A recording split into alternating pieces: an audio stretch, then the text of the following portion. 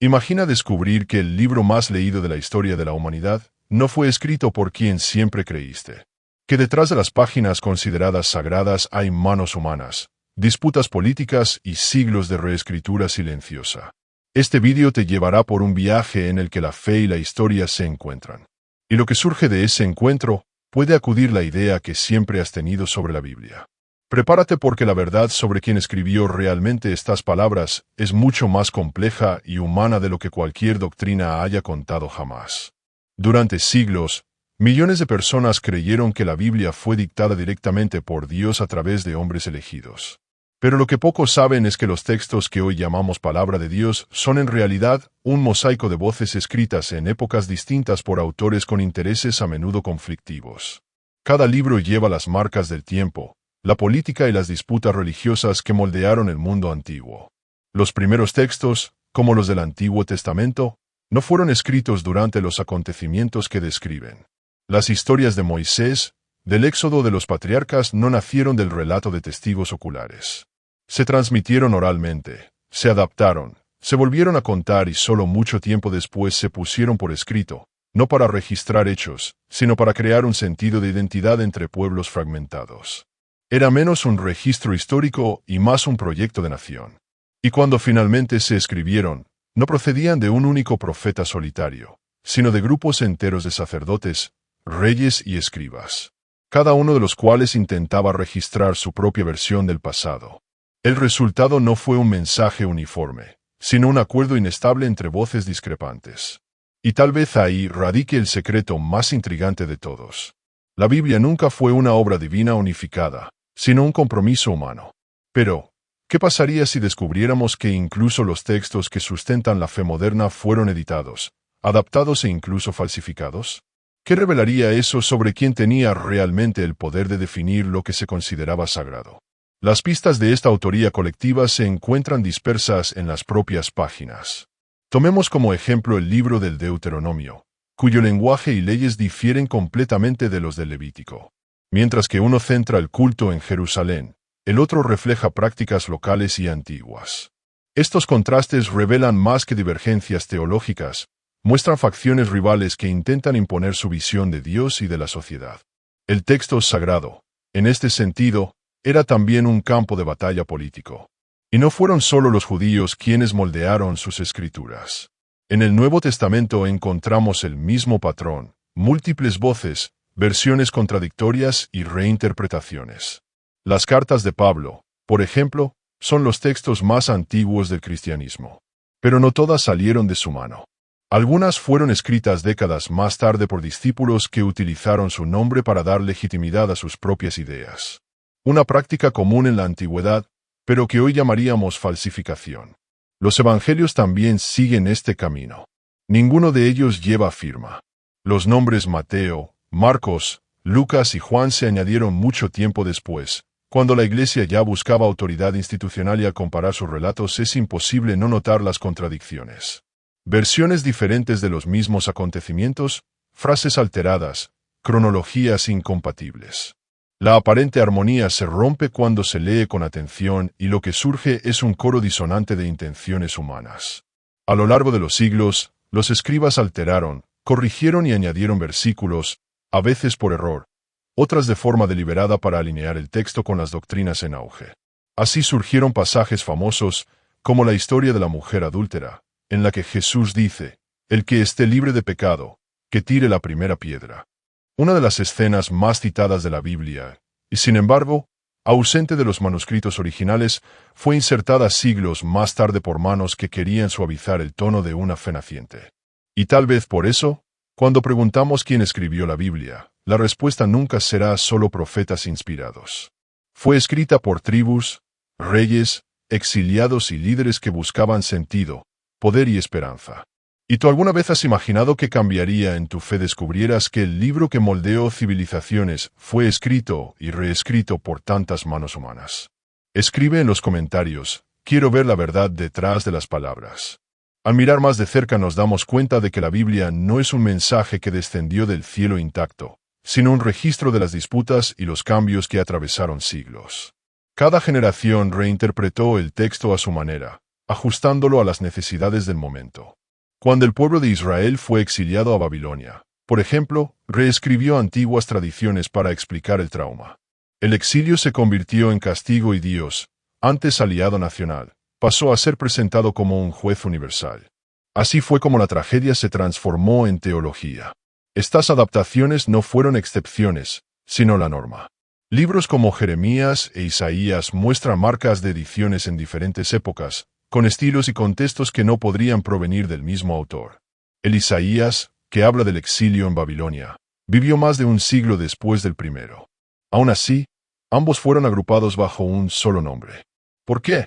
Porque un nombre conlleva autoridad y la autoridad da poder. La fe, al fin y al cabo, siempre ha necesitado rostros conocidos para sostener sus verdades. Incluso en el Nuevo Testamento, el proceso no fue diferente. El Evangelio de Marcos fue el primero en escribirse y del Mateo y Lucas copiaron gran parte del contenido, añadiendo ajustes y nuevos discursos. Juan, el más tardío, transformó completamente el tono pasando de un predicador popular a una figura casi filosófica, cósmica y distante. No hay ningún error en ello, pero sí hay intención. Cada autor volvió a contar la historia para un público específico, moldeando al Jesús que su comunidad necesitaba escuchar. Esta constante reescritura también explica las contradicciones que tantos han intentado ocultar. En un texto, Dios se presenta como un guerrero que lidera batallas. En otro, como un padre compasivo. En un libro, las mujeres son retratadas como líderes. En otro se les instruye a permanecer en silencio. Estas divergencias no son fallos, son vestigios de un largo diálogo entre grupos humanos que veían el mundo de formas diferentes, pero que acabaron entretejidos bajo la apariencia de unidad. Y es precisamente en esta maraña de versiones, adiciones y silencios donde reside la verdadera pregunta. Si cada generación moldeó las palabras para reflejar sus miedos y esperanzas, ¿qué queda realmente de divino en este proceso? Para entenderlo, hay que observar quién detenía el poder de la escritura. En el mundo antiguo, pocos sabían leer o escribir textos. Escribir era un acto de autoridad reservado a los escribas y sacerdotes al servicio de reyes y templos. Así, cada línea tenía un propósito político.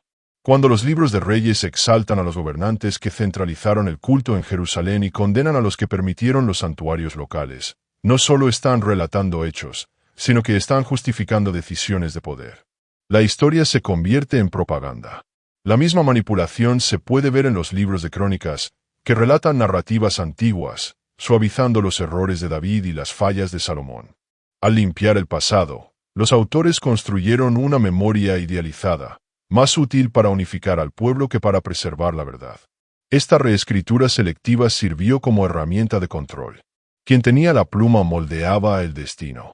Y eso fue precisamente lo que los líderes religiosos comprendieron muy pronto. En el cristianismo primitivo ocurrió algo similar. A medida que el movimiento crecía, era necesario organizar las doctrinas y silenciar las divergencias. Los textos que no encajaban en las nuevas normas simplemente se dejaron fuera.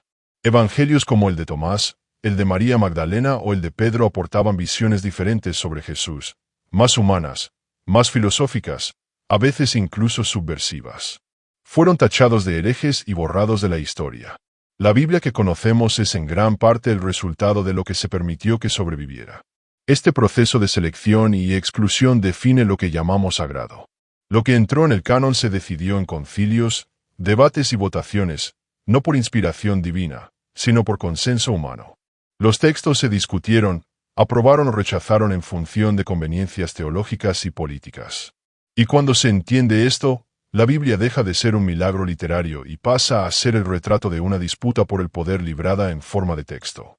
Pero hay un detalle que lo cambia todo, algo que los estudiosos modernos han comenzado a descubrir solo en los últimos siglos. Los manuscritos más antiguos que tenemos no son idénticos. Cada copia contiene diferencias, recortes, añadidos. Hay más variaciones de palabras en los textos del Nuevo Testamento que palabras en el propio Nuevo Testamento. ¿Qué revela esto sobre el origen del libro más influyente del mundo?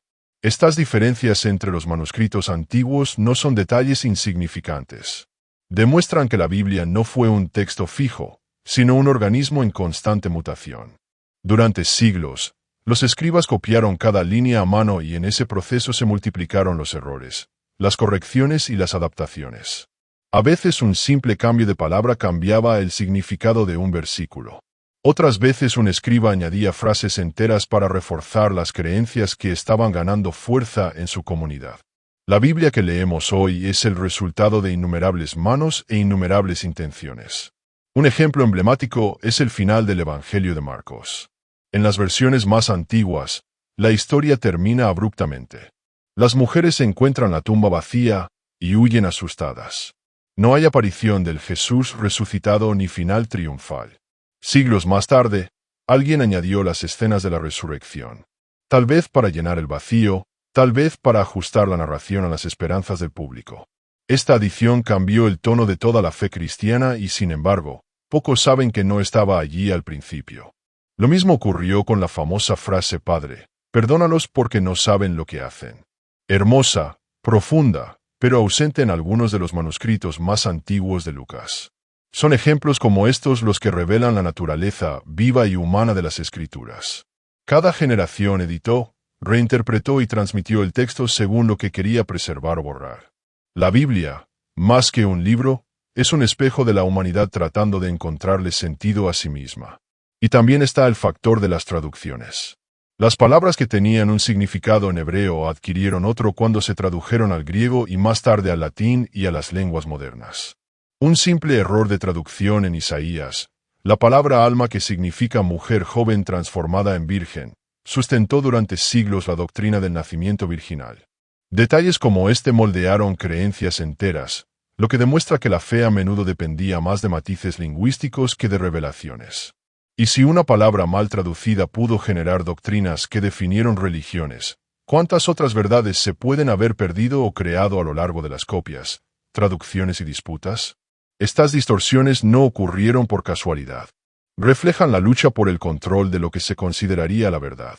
En los primeros siglos, diferentes versiones de la fe competían entre sí. Había comunidades que veían a Jesús como un maestro sabio, otras como un ser divino preexistente y otras como un profeta humano. Cada grupo producía sus propios textos e interpretaciones. Al final, la versión que prevaleció no fue necesariamente la más antigua, sino la más conveniente para el poder de la época. Cuando el Imperio Romano adoptó el cristianismo como religión oficial, la necesidad de un texto unificado se hizo urgente. Los concilios y los obispos decidieron lo que sería canónico y lo que debía silenciarse. Los textos alternativos fueron quemados, los autores fueron tildados de herejes y la multiplicidad de voces fue sustituida por la ilusión de una sola. A partir de entonces, la Biblia se convirtió en una herramienta de unidad, pero también de control. Lo que ha sobrevivido a los siglos es solo una parte de lo que existió. Los manuscritos del Mar Muerto, descubiertos en el siglo XX, revelaron que había mucha más diversidad de textos sagrados en el mundo antiguo de lo que se imaginaba.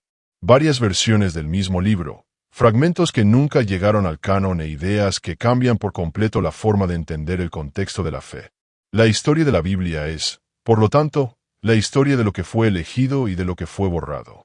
Pero incluso entre los textos aceptados, las voces siguen en desacuerdo. En un evangelio, Jesús muere angustiado, en otro confiado. En uno nace en Belén, en otro no se menciona. Son detalles que revelan más sobre los autores que sobre el propio Cristo. Cada uno de ellos escribió para un público, una cultura y una necesidad. Y tal vez sea precisamente ahí donde reside el poder de la Biblia. No es el reflejo de un Dios inmutable, sino de una humanidad en constante transformación. Y si todo esto es cierto, si la Biblia es una construcción colectiva cosida por siglos de revisiones y disputas, ¿qué queda entonces como sagrado? La fe o la historia que la moldeó. Hay un aspecto aún más profundo en esta historia, el de la autoría invisible. Porque, aunque los nombres de Moisés, David, Salomón, Mateo y Juan están impresos en las páginas, los verdaderos autores permanecen anónimos. La tradición religiosa atribuyó nombres ilustres a los textos para darles autoridad. Pero cuando los estudiosos analizan el lenguaje, el estilo y el contexto histórico, descubren que muchos de estos libros fueron escritos siglos después de las figuras que los firman. Moisés, por ejemplo, es citado narrando su propia muerte, un detalle que delata la ficción detrás del mito. Atribuir un texto a un hombre famoso era una práctica común en la antigüedad. Se llamaba pseudepigrafía. Escribir bajo el nombre de alguien respetado para dar peso a una idea. Así nacieron las cartas de Pablo, que él nunca escribió, y las profecías de Daniel que se compusieron siglos después de los acontecimientos que describen.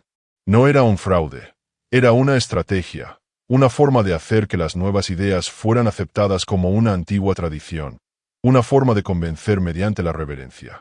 Este patrón se repite en casi todos los periodos de la formación bíblica.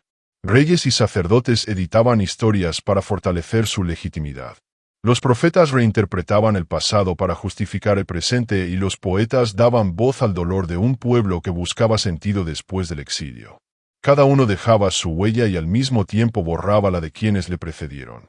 La Biblia es, en este sentido, una secuencia de capas superpuestas, una arqueología de intenciones humanas. Pero detrás de estas capas hay algo aún más revelador: la ausencia de ciertas voces. Las mujeres, por ejemplo, rara vez aparecen como autoras. Cuando aparecen, son personajes simbólicos, no testigos de la historia. Sin embargo, descubrimientos recientes apuntan a que existían algunas tradiciones orales femeninas, que fueron excluidas del texto final. El Evangelio de María, por ejemplo, presenta a una discípula que comprende enseñanzas espirituales más profundas que las de los propios apóstoles. Fue rechazado no por falta de fe, sino por contradecir la jerarquía masculina. Y es en ese silencio impuesto, en las voces que no han llegado hasta nosotros, donde tal vez se esconda la parte más humana de la Biblia. Porque lo que fue excluido también revela lo que el poder temía. Las exclusiones, sin embargo, no se detuvieron en la antigüedad. Incluso después de que se fijara el canon, el texto siguió siendo manipulado según los intereses de la época. Durante la Edad Media, los monjes copistas suavizaban los pasajes considerados ambiguos y añadían notas para orientar la interpretación. Siglos más tarde, las traducciones protestantes y católicas comenzaron a divergir, reflejando los conflictos de la Reforma. Cada grupo defendía que su versión era la verdadera palabra de Dios, y cada uno moldeaba esa palabra a su propia visión del mundo. Estas transformaciones no se limitaban a la teología, tenían efectos directos en la sociedad. La forma en que se traducían ciertos términos determinaba quién tendría poder, voz o libertad. Un ejemplo claro es la palabra hebrea eser, utilizada para describir a Eva en el Génesis, traducida erróneamente como ayudante, que redujo la figura femenina a un papel secundario. Pero en el original ezer significa algo mucho más cercano a fuerza, aliada, compañera. Una sola traducción errónea alteró siglos de creencias sobre el género y la autoridad.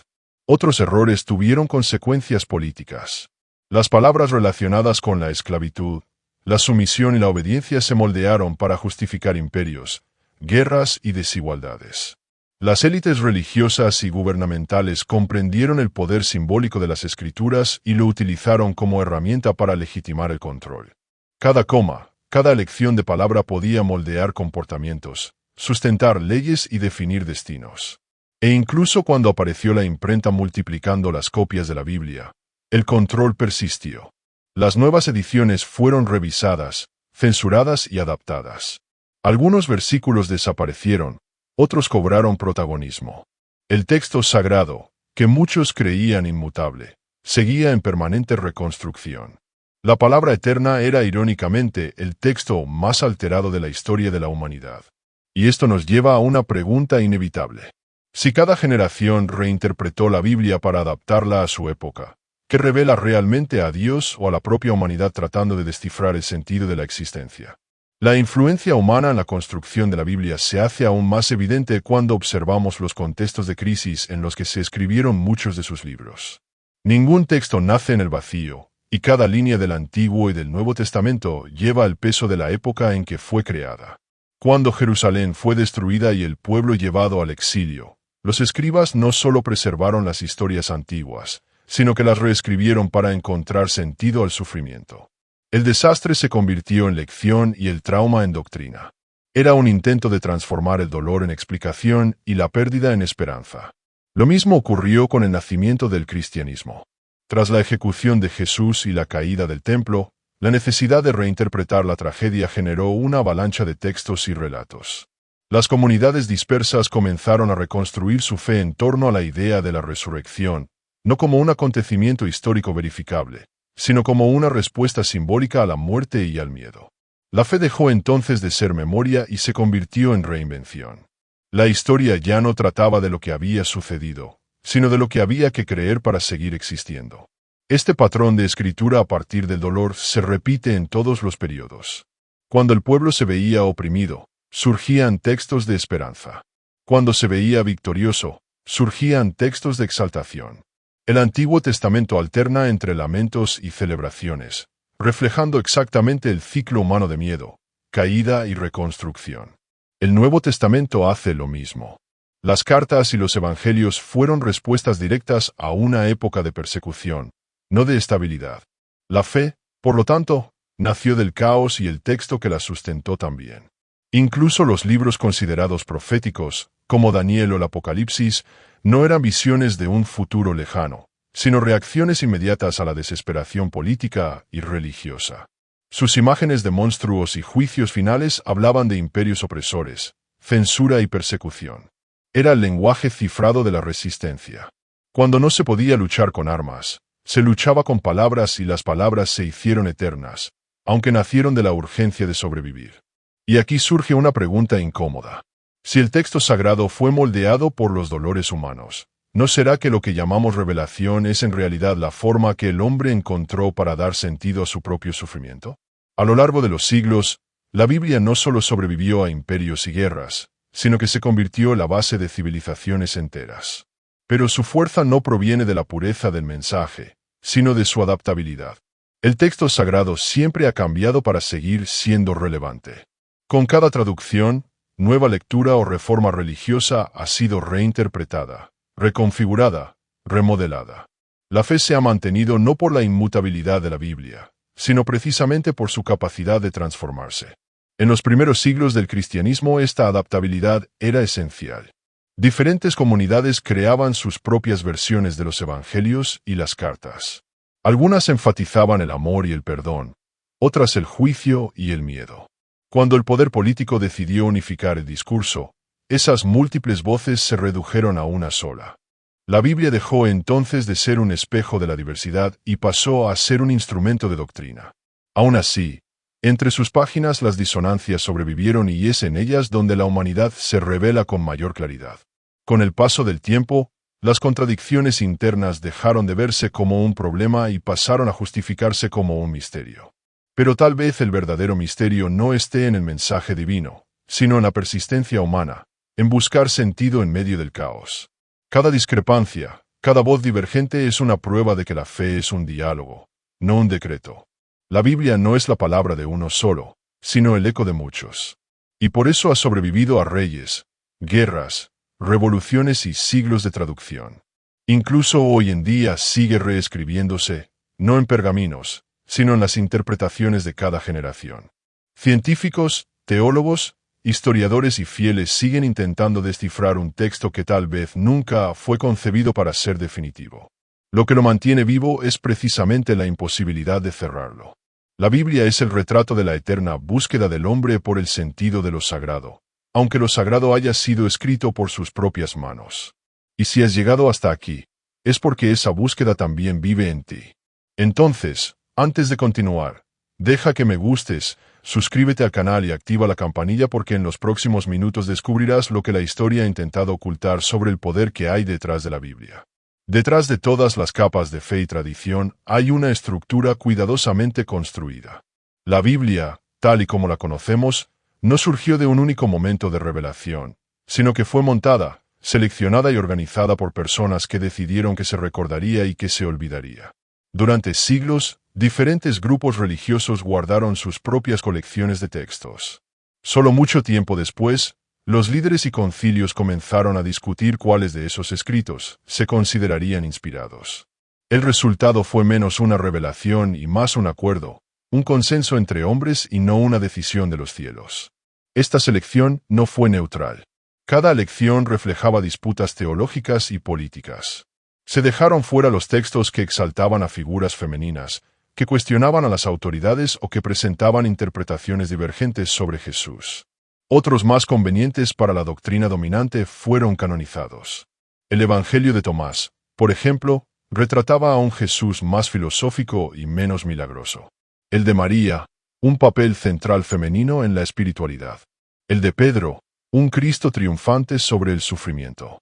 Ninguno de ellos sobrevivió al corte final. La ortodoxia se impuso por el poder de la exclusión. Incluso dentro de los textos aceptados hubo intervenciones. Algunos pasajes se suavizaron, otros se ampliaron y algunos se reescribieron por completo para sostener creencias posteriores.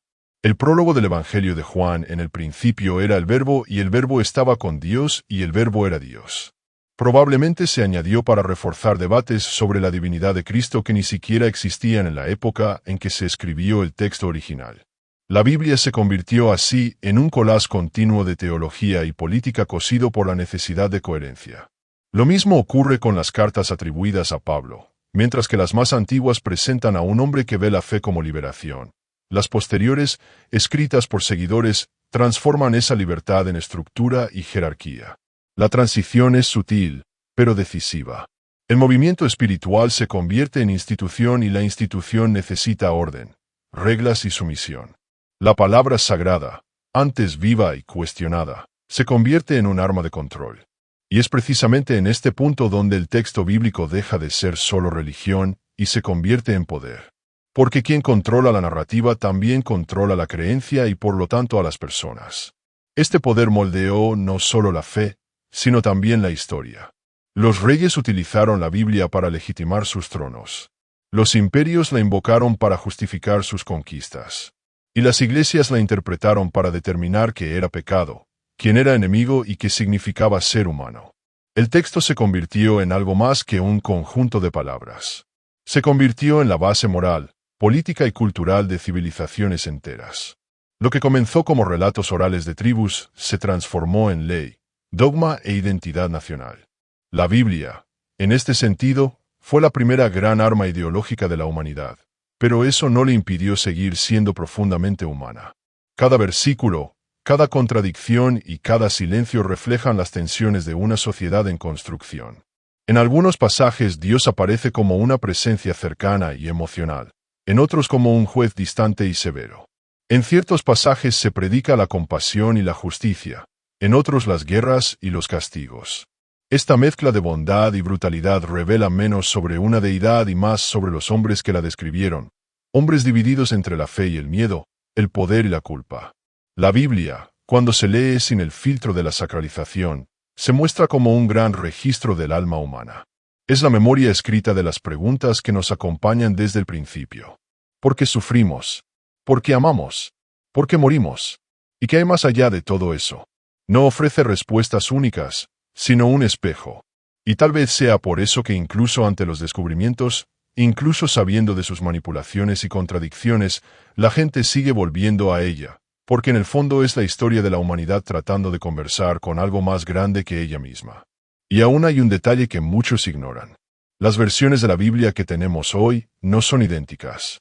La católica, la protestante y la ortodoxa tienen libros diferentes, capítulos en orden distinto e incluso versículos que faltan en algunas de ellas. Décadas de debates y traducciones han creado múltiples Biblias, cada una con verdades diferentes. La palabra de Dios, por lo tanto, depende de la edición que leas y esta constatación lo cambia todo. Si la verdad sagrada varía según quien la escribe, entonces, ¿qué es después de todo divino? El texto o la capacidad humana de encontrarle sentido. Cuando se mira con atención, la Biblia se revela como el mayor espejo de la humanidad. No es el registro de un Dios hablando a los hombres, sino de los hombres tratando de hablar con lo divino. Es el sonido de voces que atraviesan el tiempo. Poetas, sacerdotes, reyes, exiliados, visionarios, todos tratando de descifrar el misterio de la existencia. Cada uno escribió a partir de su propio dolor, esperanza y límite. Y es precisamente esa imperfección lo que la hace tan viva. Porque en las fallas, las contradicciones y los silencios del texto vemos las mismas dudas que aún habitan el corazón humano. La fuerza de la Biblia no está en su pureza, sino en su supervivencia. Ningún otro libro ha atravesado tantos siglos, ha sido traducido a tantos idiomas y ha inspirado a tantas generaciones, incluso llevando consigo tantas divergencias. Esto sucede porque más que un conjunto de leyes es una narrativa emocional y el ser humano vive de narrativas. Necesitamos creer que hay un sentido, incluso cuando todo a nuestro alrededor parece derrumbarse. Y la Biblia de alguna manera sigue ofreciendo ese sentido, incluso cuando sus orígenes nos revelan lo contrario. También hay algo profundamente simbólico en saber que fue escrita, reescrita y transformada por tantas manos. Eso significa que en cierto modo todos participamos en ella. Cada lector que la interpreta, cada generación que la reinventa, cada persona que la cuestiona o la defiende, está añadiendo una nueva capa a su historia. La Biblia nunca terminó y tal vez nunca termine porque mientras exista la humanidad habrá intentos de comprender el misterio que representa. Y tal vez el mayor error haya sido creer que solo lo divino podría inspirar una obra tan grande. El hecho de que sea humana no la disminuye, sino que la engrandece. Porque si un conjunto de pueblos que vivieron entre guerras, exilios y esperanzas logró crear un texto capaz de atravesar milenios, eso no es debilidad, es testimonio de la grandeza humana. Es la prueba de que nuestra búsqueda de sentido es tan poderosa como cualquier revelación. Pero aún queda una última pregunta, aquella que resuena cuando todas las demás callan. Si Dios no escribió la Biblia, ¿por qué sigue hablándonos como si viniera del cielo? Quizás la respuesta esté precisamente ahí, en nuestra necesidad de escuchar algo más grande que nosotros mismos. La Biblia perdura porque traduce el lenguaje del corazón humano. Habla de miedo, amor, culpa, redención y esperanza. Habla de todo lo que nos hace ser quienes somos, aunque escrita por manos humanas toca algo demasiado profundo como para ser ignorado. Y es por eso que incluso después de todo lo que sabemos seguimos llamándola sagrada, no porque venga de Dios, sino porque despierta lo divino que hay en nosotros. Cada página es un recordatorio de que la verdad no es absoluta, sino que se construye, se disputa y se reescribe. Y sin embargo, dentro de esa imperfección hay belleza. La Biblia no es un error de la historia. Es el testimonio de una humanidad que al intentar hablar con Dios terminó revelándose a sí misma. Las voces que la escribieron pueden estar lejos en el tiempo, pero resuenan en cada persona que aún busca significado entre las líneas de la vida. Cuando la miramos con honestidad, nos damos cuenta de que la fe y la razón no son enemigas, sino partes del mismo viaje. Una intenta comprender lo invisible, la otra intenta comprender lo real. Ambas nacen del mismo impulso, el deseo de entender lo que significa existir. Y tal vez esa sea la mayor revelación que ofrece la Biblia. No sobre Dios, sino sobre nosotros mismos, sobre nuestra necesidad de crear historias para soportar el misterio de estar vivos. Así la pregunta, ¿quién escribió la Biblia?, obtiene una nueva respuesta. No fueron solo los profetas, ni los reyes, ni los escribas. Fuimos nosotros, toda la humanidad, en cada generación que la leyó, la tradujo, la cuestionó o la creyó, en cada intento de comprender lo que llamamos sagrado. La Biblia no es el retrato de Dios, sino el reflejo de la humanidad mirando al cielo e intentando comprender su propio eco. Y tal vez por eso, aun sabiendo su origen humano, seguimos abriendo sus páginas en busca de paz, porque en el fondo es el registro más antiguo de lo que significa ser humano y de lo que significa, a pesar de todo, seguir creyendo. No,